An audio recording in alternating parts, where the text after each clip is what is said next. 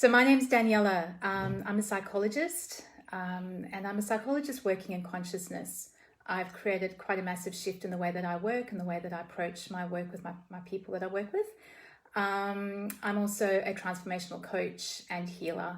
I work with energetics, and I've got a whole array of different modalities that I bring into the work that I do. I'm really passionate about helping support people to live the life of their most full potential. Hey, Rachel, lovely to see you on here.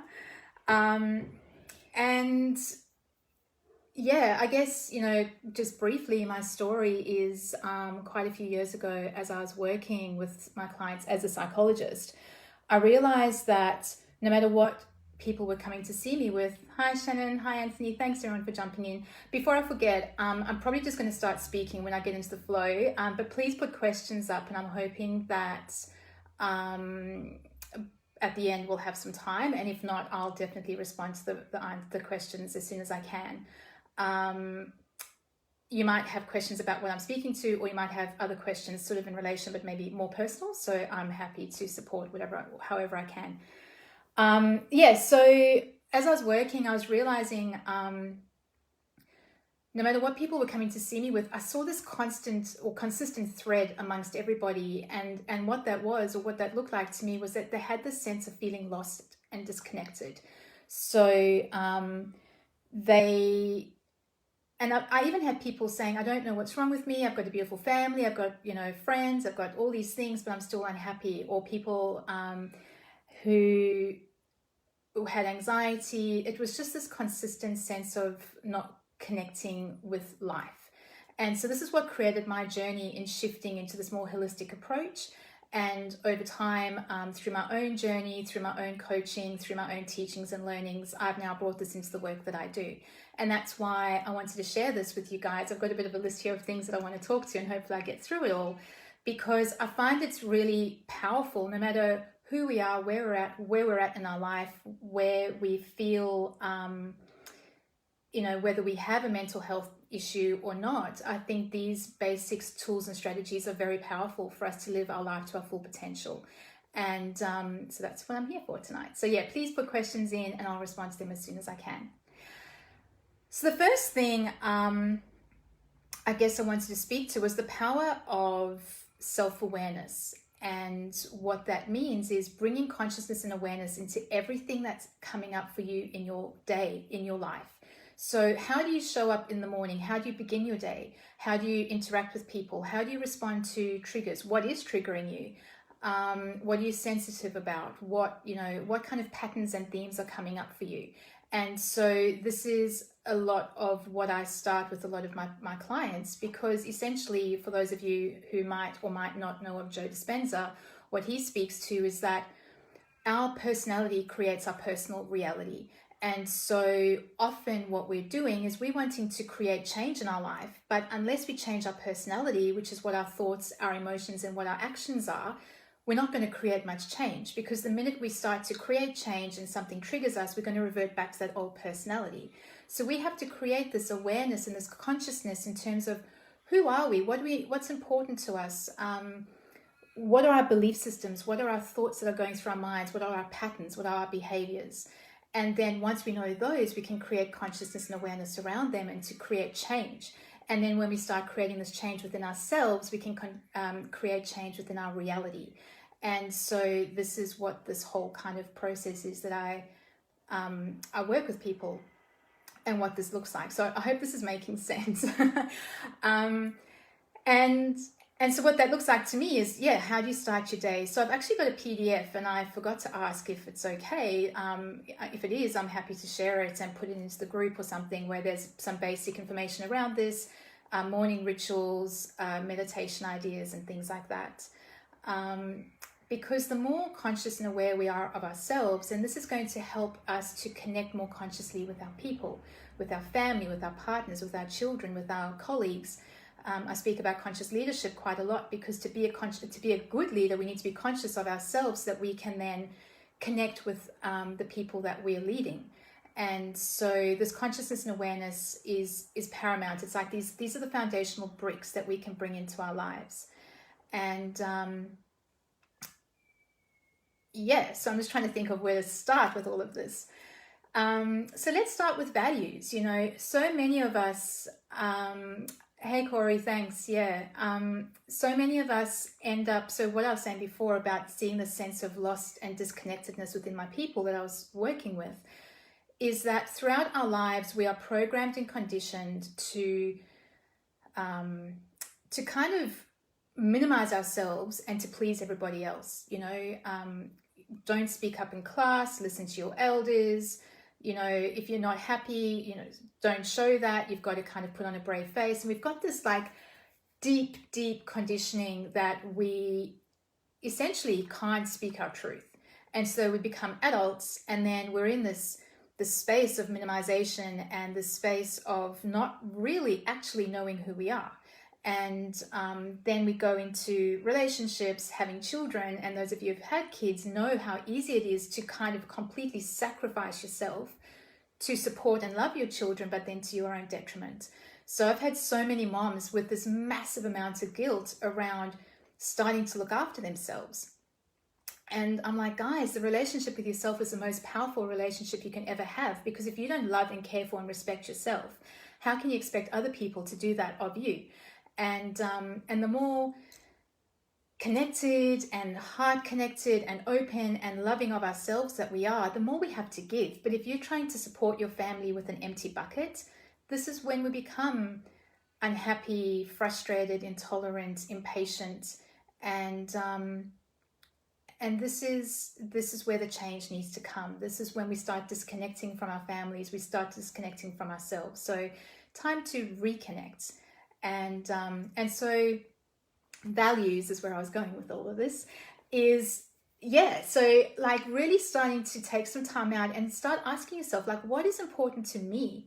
Not to my family, not to my partner, not to my children, because it's important to know those things, but this is about you honoring yourself.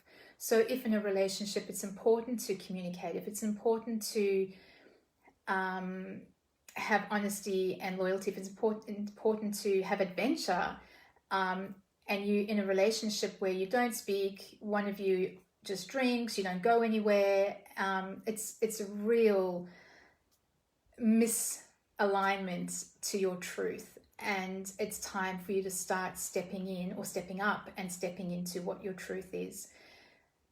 I guess overarching this whole conversation I'm having, I think I called this about, you know, working our way through challenges. And these are the foundational tools that we can use in any situation. And this is why it's so important. So day-to-day life as well as challenges. And yeah, so let's get a really clear idea. And this is part of that PDF I was mentioning. I've actually got a little questionnaire in there where you can start asking yourself, okay, well, what are my values in my 6 areas of life? So we've got relationships, health and well-being, work, relationships, health and well-being, work, leisure activities, spirituality, and environments. And checking in with all of those 6 different areas. What are my values and am I meeting them? And if I'm not meeting them, which ones can I start working on, and where can I start bringing them into my life and making them a reality?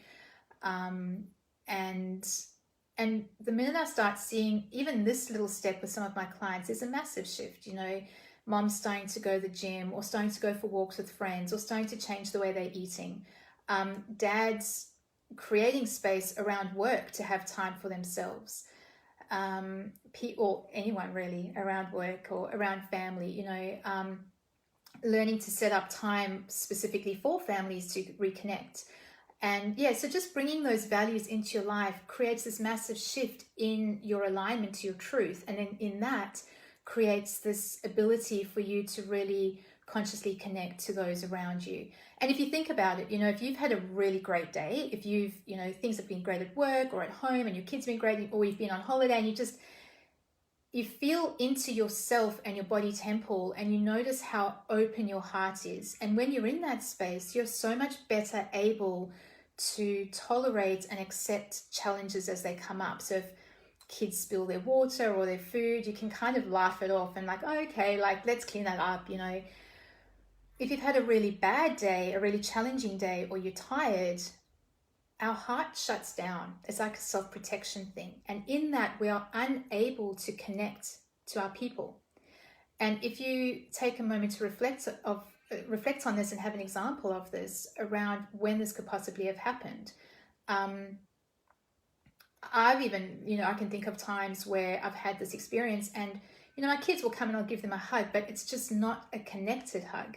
Or if I'm in that space and something like a spilt plate of food happens, you're less tolerant, you're more impatient, you're more frustrated and more reactive.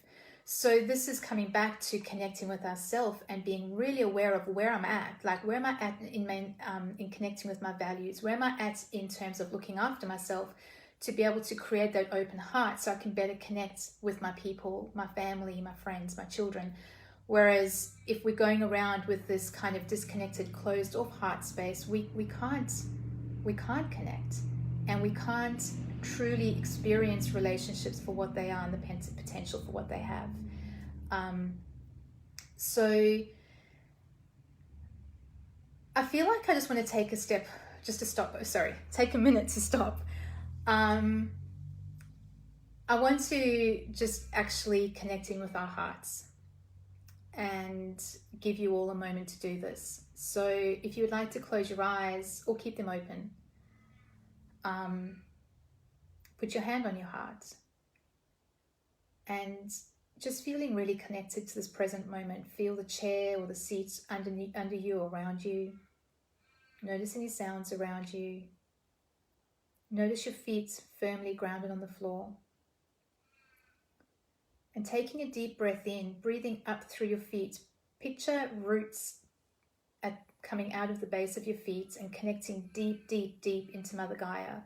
And breathing up through those roots, up through your feet, up through your legs, all the way up to your heart. And notice how that feels, and allow your heart to open and expand.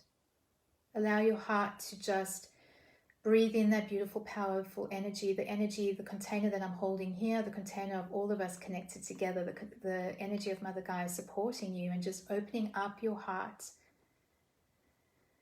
And then breathing back down and just trying to maintain that heart space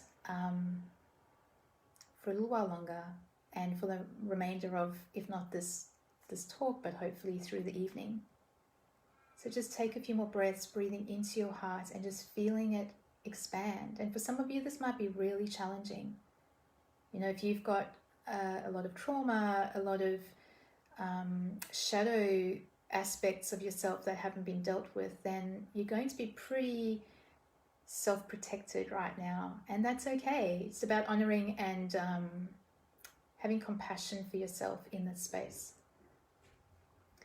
And now setting the intention for this evening, or from this point forward, of I choose me. From here on, I choose me.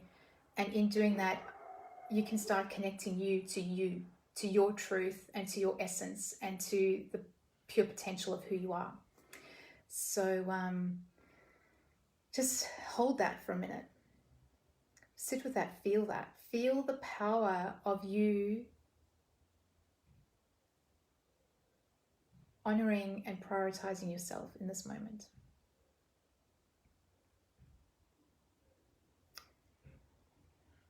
Okay, so first step, values. So I don't know, I can't really see any of the comments or anything, so hopefully I'm not missing anything. So when you start identifying with your values, you can start creating change. Now, where this starts, to me, one of the best, I'm sorry, my neighbor's dog is so annoying. One of the best quotes that I've heard is, win your morning, win your day. So again, another thing that we do, especially as parents with children, you get up in the morning and you're rushing around getting yourself ready for school, and it's chaos and everyone's leaving the house like twitching and totally frazzled. And this is no way for anyone to start the day. Whereas if you learn to take some time out in the mornings and slow yourself down and connect yourself in, open your heart, set some intentions, take some breaths, practice a bit of gratitude, and just anchor yourself in to be able to hold that space. Because remember, as parents, we can, I guess the energy we hold is going to vibrate out to our family. And you've probably noticed this. If you're having a great day, your kids are light and fun and, everyone's flowing beautifully. Whereas if you're having a bad day and you're really stressed, the kids start fighting and niggling, and there's just this play off against each other. So how can you hold yourself to allow that calm, centered, grounded energy in the morning to flow out, so that if kids are running late, not brushing their teeth, running around with jocks on their head, whatever they do, I've had it all. How can you be in heart center and support and encourage your children to kind of keep moving rather than yelling, shouting, reacting? And then, so this comes back to the morning ritual. So this is also part of that PDF that I mentioned. And just taking a few minutes before you start your day, like even in the mindset that you have. So many people will wake up and going, oh, I don't want to do this, I can't be bothered, or I've got a headache, or I've got this terrible day ahead. Like that is setting you up for the most unpleasant day. Whereas at least you can say, I'm waking up and today I'm going to just make the best of today, or today I'm going to connect with the sun and just get through and make the best of this day that I can. Something more positive in the approach that you take. It's going to set you up.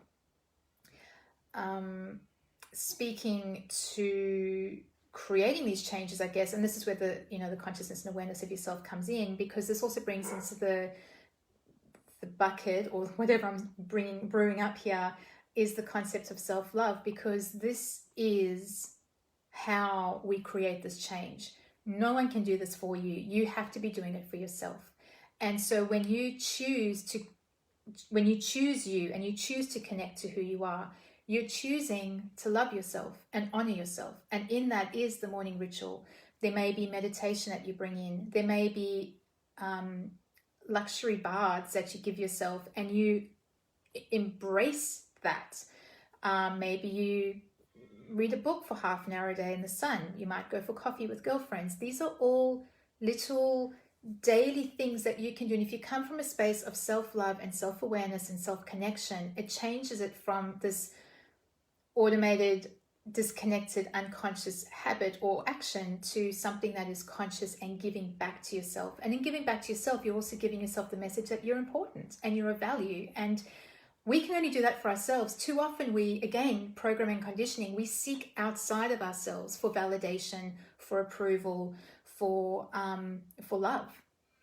And when we get it, beautiful. But you don't want to be depending on that, because that gives your power away to everybody else. So it's time to take your power back and really anchor into, you are here to give to yourself. And then you fill your bucket up, and then your bucket is free to be overflowed to your family and your friends around you in a more loving, open way, rather than trying to function from an empty bucket. I hope this is making sense. Daily reflection is another way of self-connecting and creating the self-awareness, because if you do journaling every evening and you check in with yourself, like, how was today? What worked? Where was I coming from my heart space? Where was my heart closed? And using those kinds of questions, you can start going, okay, well, next time this happens, this is how I choose to respond instead. And we can start creating change this way. Too often we are creating a future based on our past. Because this happened before, you predict that it's going to happen again. And in doing that again, like setting yourself up to fail in the mornings, it's the same kind of concept. I don't know, I'm trying to think of an example now. Because the last time I spoke to my boss, he acted like this, therefore I'm not going to speak to him again because this is how it's going to happen. You're shutting yourself down. You're setting yourself up to stay small and not allowing yourself to expand. Whereas you could say, based on the last time, this is what happened. So I'm choosing to step into this conversation in a different way, or I'm not going to take this response. Or, you can completely shift your perspective around it or your approach towards it, rather than basing it on the past experience. You can create a new reality. So like I was saying before, when you change your personality, you change your present reality. And if we start really connecting to what is important to me, how can I show up? How can I act in a way that's in alignment with my truth? And start creating those changes within yourself, within your personality, then you're going to start changing your future and your future reality. And And then in dealing with challenges as they come up, you have a different way of doing that rather than resorting back to the past. Because often our emotions anchor us in a past experience. So for example, I was speaking to a client today who was feeling really overwhelmed. Actually, I'll give you an example for myself. This happened to me on Tuesday. Kids went back to school, and let me tell you that I was in a bubble of bliss with the kids home. I loved solitary confinement. I loved being able to just be home. I loved being able to work from home. I loved being able to feed my kids when they needed, just, not having to rush. I barely left the house, and I really loved it. And then Tuesday, I was going to school, working, picking kids up from school, trying to organize kids seeing their cousins, going to chiropractic appointments, going to football training.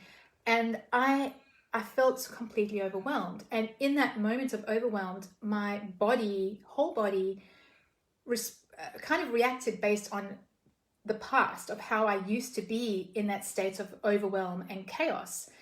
So if I hadn't consciously realized that, I would have maintained that and stayed in that state possibly for the rest of the week. Whereas instead I was like, oh yeah, okay, this is not working for me.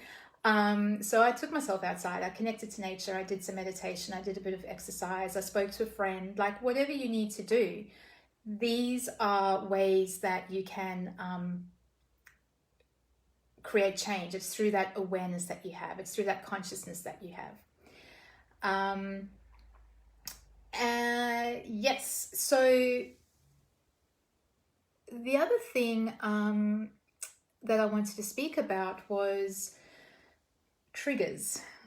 Really, really powerful if you gain an understanding of what your triggers are. And hopefully with support, you might be able to identify where they stem from, because then you can really create a shift around that. So what I mean by that is sometimes, what's a common one that comes up? I guess self-worth. A lot of people have self-worth issues. And this is based around, again, like I said, the programming conditioning of the past around us having to please everybody else and give to everybody else. It might be through life, through school, through teachers, through parents. You constantly received a message that for whatever reason you weren't good enough. And remember, as children, we interpret situations with a child mind. So it might not even be the truth, but at that time as a child, that was your truth and that was your reality. And then that can show up now. And when that shows up now, any situation where your self-worth is called to question, you resort back to that little child and you can't cope. And we make poor choices, we make poor decisions. So when we look at shadow work, there's a shadow called the prostitute. It's the aspect of ourselves that has no boundaries. We keep saying yes, we keep giving to others, we keep saying no to ourselves, because we feel that if we keep giving to others and keep saying yes, that we'll find our worth and our value from them. And this is what I meant before about giving our power away. Whereas if we're able to step back and go, you know what, no, like this particular situation that triggers my lack of self-worth, like this is not working for me anymore. I'm choosing me.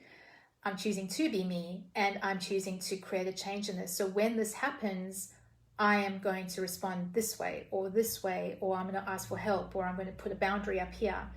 I had a client yesterday, or maybe this morning, and just the simple act of putting a boundary up around the way her partner spoke to her, they live in separate states, she would block him, and she said how powerful it was to be able to just say, I do not accept that anymore. It's not okay.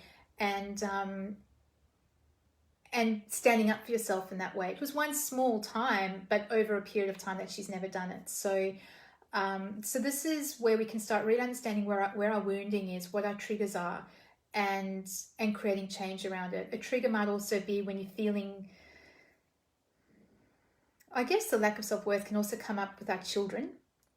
Our kids are notorious for taking advantage or for not appreciating all the work we do. Or, we might be slaving away around the kitchen and making dinner and they don't want to eat it. And something simple as your child saying they don't want to eat your food could trigger this whole lifelong ingrained shadow that you have, that nothing you do is good enough, or you are not important, or you are not worthy, or you are not respectable.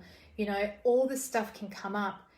And then these are the things that we're bringing into our relationships. So if you're wanting to create the shift in your relationships and start consciously relating to people around you, we need to understand these things. We need to understand why you're responding that way. Is it your stuff? Is it their stuff? And if it's your stuff, we can work on that. You can learn to understand where that's coming from, and again, consciously change that response. And yeah, I don't know, people that are on, I did say before, if you have any questions, put questions up. I forgot to say that before. And so, yeah, so there's different shadow aspects. And I did want to touch on this quickly because it's quite a big topic, but just for you to start thinking about. So there's in shadow, there's the child, there is the prostitute, there is the victim, and there's the saboteur. So the child in shadow is that petulant personality that we have, that sense of entitlement. And so, ask yourself, where is this coming up? Where is this showing up for me? Let's create some awareness and consciousness around that so we can create some change. Because in relationships, this can show up like you might expect your partner to do something for you. Now, we don't actually express this. We don't verbalize it. We have this expectation as this petulant child. And then when it doesn't happen, we go into passive aggressive kind of reaction or retaliation as a result of it. Whereas when the child is in light, when we can step out of the shadow and see the truth, and bearing in mind our shadows are based in the past. So at that time, like I said, they might have sounded like the truth, but the reality is in the present moment, they're not your truth. They are lies. They are lies that your ego has brought into your present, and they are not serving you. So being able to go, okay, this aspect's come up, this behavior, this trigger, but that's not my truth. The truth and the light of a child is curiosity and joy and play. So many relationships that I work with, there's no fun, there's no laughter. As adults, we become so serious and so bogged down by by work and paying mortgage and responsibility that we forget to laugh and have fun. So where can you be a child and be silly? Like, I embarrass my kids so much because I'll just be silly sometimes and be playful and have a laugh and bring that joy and lightness back, because life's too serious to be that kind of stressed out adult all the time. So where can you go from that shadow, petulant, entitled child to that fun, joyous, curious child?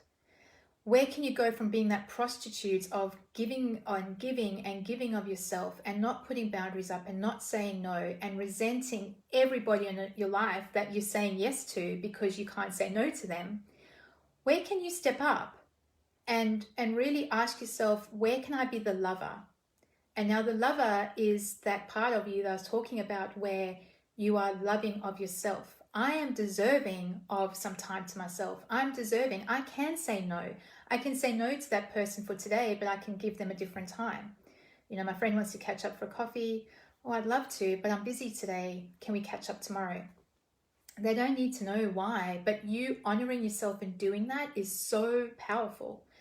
I actually did a little 5 days of self-love little thing last year sometime.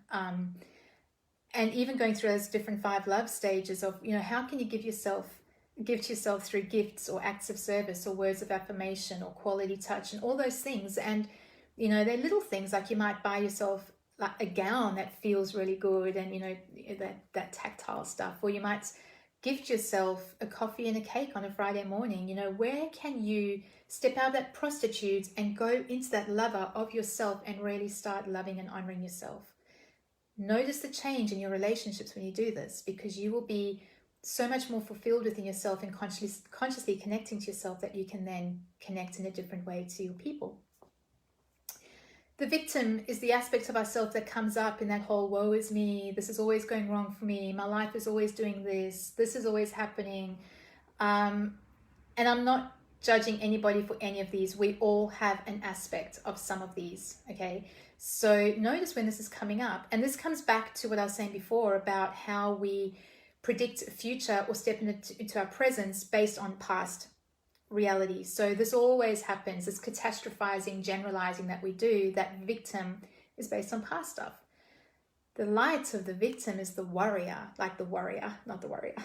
So how can you step up and be a warrior and fight for what you believe in and stand up for yourself and, you know, put your foot down? And that doesn't have to always be the way things are. It's time to create change and, you know, really anchor down and, you know, picture that fierce, heart-centered warrior just going into battle for you. And that's you doing that for yourself. So just I've got one more to go, but just, you know, take a breath and just sort of check in if any of those are coming up for you, or if you've recognized them in yourself. You might actually recognize this in others as well. And this is really powerful in relationships, because we can stop then personalizing other people's behavior as we start to recognize, okay, so their victim's coming up right now. This isn't about me. This is their stuff. And you can then put that back. You don't have to take it on. It's not about you. So often we project our stuff onto others and others project their stuff onto us, but we personalize it and make it ours. And we don't need to be doing that anymore. And the fourth shadow archetype that I was going to speak to, there are so many archetypes, guys. These are the word will come to me, survival shadow archetypes. The saboteur, this is the part of us that wants to keep us small. This is the part of us that procrastinates, that fears change, that wants to kind of stay in the comfort zone, that comes up with excuses. We've all met the saboteur. And so how can you acknowledge this and recognize it for what it is and step into the light of the saboteur, which is the magician? The magician is the aspect of us that has the potential to create magic. And this is what I was saying, like, you have the power to create your own reality. You have the power to, through conscious connection and awareness and shifting in the way you look at yourself and look after yourself, you have the power to create massive shifts in your reality and create magic in your life. And the power is yours. This is all us. This is our power. This is not dependent on anybody else doing this for you. In doing that, you're giving your power away. This is about you owning your power and going, you know what? This is my time. And this is time for me to step up and step in and just fully anchor and ground and honor myself and be that magician, be that warrior, be that lover, and be that innocent child, and show up every day. And that's just reminded me of another point of being. You know, so often, I'll remember one of my very first coaching sessions, my mentor said to me a few years ago, she was like, Daniella, you have to stop doing, you have to be, just be. And I said, so how do I do that? How do I just be? Because we, again, are so programmed, like even some of the old business coaching I'd done, it was all about this like format, this formula of doing, like pretty much 20-minute increments through your day. And just, you know, you've got to study, you've got to pass this exam, you've got to go to uni, you've got to study some more, like this constant doing to get anywhere. How is that for disconnection? Because in doing, we are doing what other people say we should be doing, but none of it's really checked in with ourselves to see if it's kind of in resonance. And I don't regret anything. I don't regret my degree. I don't regret my study.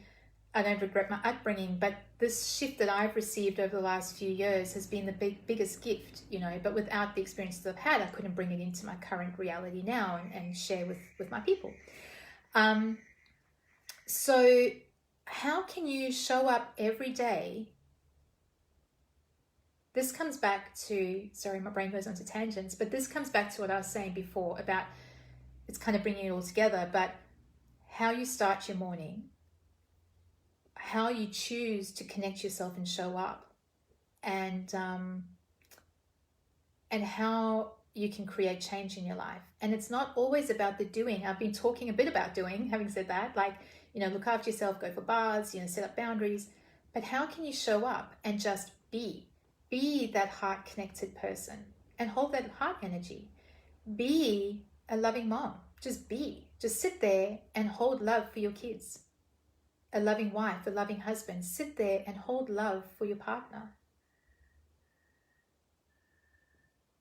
Just be in their presence even, and just hold that love. That is being. We don't do that. We always have to think we have to do something to show love or say something to show love. Like, yeah, it helps, but just be. And notice that. Play with that. I notice, like, even sometimes if my kids are running amok, I'll just stop and I'll just ground and anchor and open my heart and just breathe, because I don't want to get caught up in their craziness or whatever's energy is going around. And I'll just be that. And they start coming down. It takes a massive amount of consciousness and awareness, because let me tell you, I'll get caught up sometimes in that stuff and react. So, no one's perfect. We're all human. But just for the most part, bringing that consciousness and awareness around in your days, in every moment, as much as possible. And play. Notice how that creates shifts and changes. So let me see if I've missed anything. Oh, I did want to touch on, like, I'm not going to talk a lot about this, but, coming back to those foundations in terms of you being able to love yourself through a challenge. To do that, as I've said, you're creating awareness around what your triggers are, or how you react to certain situations, or what your needs are, what your values are. Okay, so you've got all that stuff. Then you've got how to start your day. I've touched on how to end your day, and I haven't really finished that, but ending your day in terms of the journaling, reflecting and meditating, that's a beautiful way to close your day, connect in again. And through meditation, one, it helps you to sleep better. It's also retraining your brain. Throughout life, we become, I was explaining this to a friend last night. So, and people have heard me explain it. The way our brains are designed is that our brains are designed to protect us and keep us safe. So back in the caveman times, we have lions and tigers chasing after us. Amygdala is activated, the stress response is activated, and we've got the fight or flight or freeze response. And there's like this curve. So like you're going along, lion comes, you go up, fight, run away, whatever. And then over time, you'll come back down and then keep going until something else happens.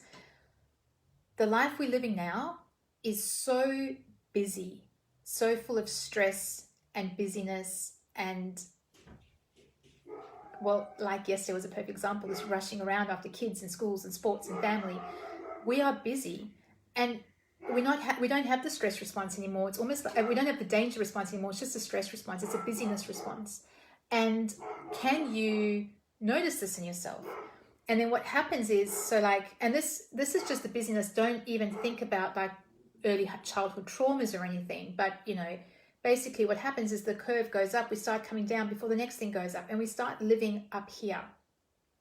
Our baseline is no longer a zero. We're waking up semi-aroused in the stress response. People are waking up. Okay, I've got to go. I've got to do this. I've got to do this. Like, we don't even stop. So bringing meditation in, I meditate 20 minutes at nighttime, 20 minutes in the morning. So calming your body, calming your mind before you go to bed. And then as you wake up, doing a meditation to kind of bring your mind and body into connection and setting your intention for the day. It's a beautiful way of connecting and taking a sense of connection to yourself and setting those intentions moving forward. I don't do it perfectly. I don't get it right all the time. My mind still wanders and creates all sorts of magical things whilst I'm trying to meditate. But for the most part, it's about the practice that will create the change. And so these are things that are going to help you through any challenge. Now, the interesting thing is when people get busy or when people feel stressed, they stop doing these things. Like so many of my clients will go, I've had such a busy week. I've had this, so I haven't been able to meditate. I haven't been able to exercise. And I'm like, oh my gosh, these are the things that keep us above water. So really prioritize them. Make them the one thing that you do, let go of the washing and the dishes. You know, these are the things that are going to keep you sane, connected, loving yourself, and not getting sick. You know, stress is so detrimental to our health and our bodies. So on that note, nutrition, super powerful. This is what I was going to say. So I don't have a lot of time to speak about this, but movement and nutrition are another massive aspect that I love to speak about in terms of us honoring ourselves and connecting with ourselves and looking after ourselves. Micronutrients are paramount gut health for mental health, you know, producing serotonin and various other amino acids to create serotonin, dopamine, and the like. As well as not creating the sugar spikes and the cortisol and the what's the other word? Insulin.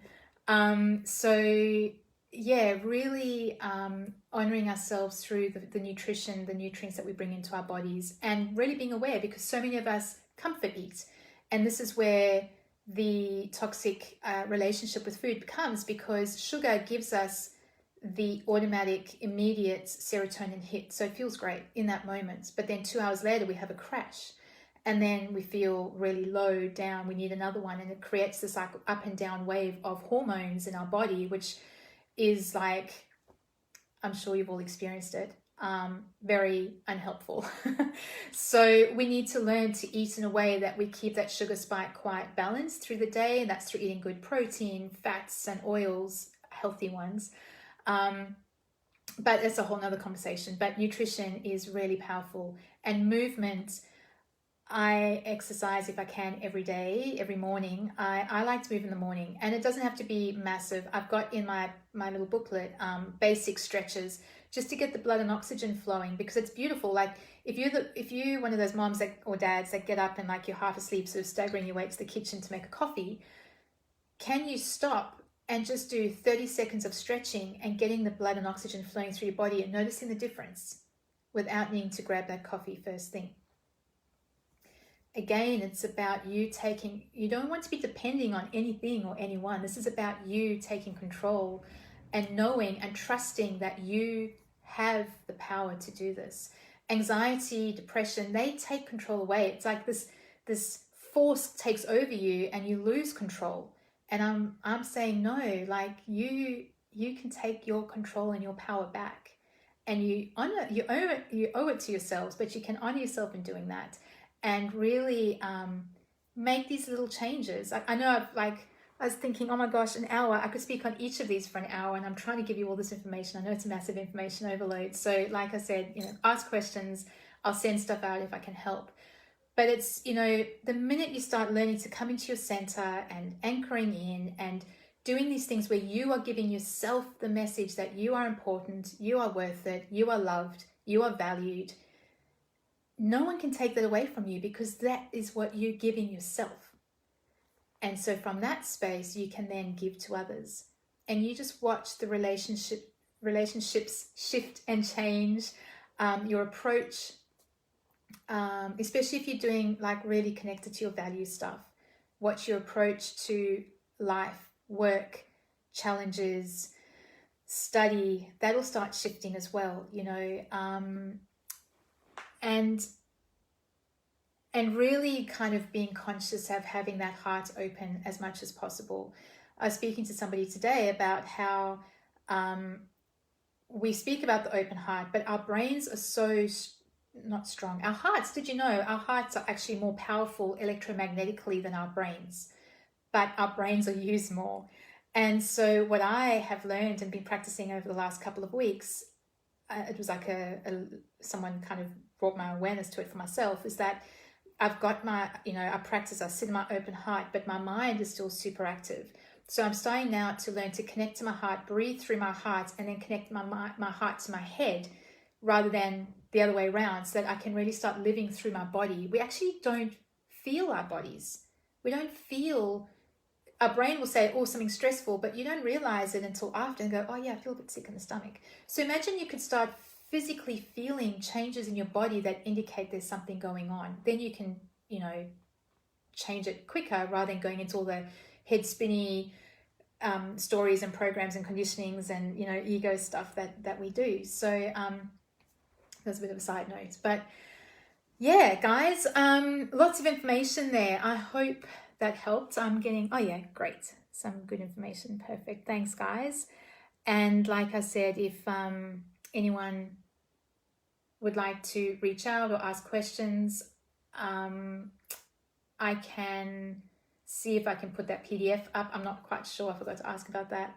But yeah, please reach out, and please, actually, before I finish, take a minute right now to think about one thing that tomorrow you can start doing for yourself. I want to add one more thing. As I said that, it reminded me, coming back to our busy life, a really powerful tool to use is a visual schedule. This might sound a bit OCD pedantic, but it's really powerful, because when we want to create change and it's new, our minds are going to be like, yeah, nah, the ego, the saboteur, oh, not today, I'm not feeling like it, I'm not feeling well, I'm too tired, it's too cold. So if you set a schedule that every morning you're going to wake up at this time, and every day you're going to exercise at this time, and every day you're going to meditate at this time, and you're going to journal at this time, and you're going to clean the house at this time. And it sounds very unspontaneous, but it's a very powerful way for you to train your brain, because when it's that time, you're more likely to do it. If you go, oh yeah, sometime today I'll go for a walk, I guarantee you it's not going to happen. It'll be like, oh yeah, I'll go later, oh, I'll go tomorrow. So when I'm speaking now about what is one thing you want to do tomorrow, think about what that might be, and think of when. What time are you going to do it? And honor yourself and stick to it. And then the more you do it, the easier it'll get. And it takes 28 days for a new habit to form. So you do it every day for 28 days, you won't even be thinking about it. And within a couple of weeks, you'll notice a difference as well. So, oh, that's wonderful. Thanks, Robin. I hope everyone feels the same. And that's the thing. I mean, this is human reality. You know, as humans, we all have lost our identity in some way due to the way we've been raised. It's our society. So my journey is your journey, and your journey is my journey. And I just know, I guess, through my own experiences and through my experiences with my clients, that these little changes make massive shifts in people's lives, because I look at them like a brick. I had a client actually that painted a box into bricks, and on each brick she put these different steps, because they were her foundation from which she was going to keep building and moving up. And that was such a sweet thing. Okay, that's fine. Thanks, Marie. And reach out if you have any questions, okay? Yeah, so foundations, guys, let's get them set up. And then next time we have some crazy COVID thing happen, you're going to be set, because let me tell you, I just embraced every aspect of it except the now going back to school. So I hope you've had a beautiful evening. I can't see any specific questions, so people just acknowledging and agreeing, so that's beautiful. Yeah, so thanks for your time. Thanks, Julian and Happiness Co, for setting this beautiful stage. It's so much benefit for so many people. It's beautiful. So honoring you all in your journey. I'm super excited. And reach out and let me know how you're going and any changes that you managed to make. Any information I've spoken about that I haven't explained, because I tend to go on to a bit of a detour sometimes. And oh, thanks, Rachel. It's so beautiful to have you here. It's been ages, so it's beautiful to connect again. So yeah, thank you. Happy Thursday, and I look forward to hearing from you. Much love.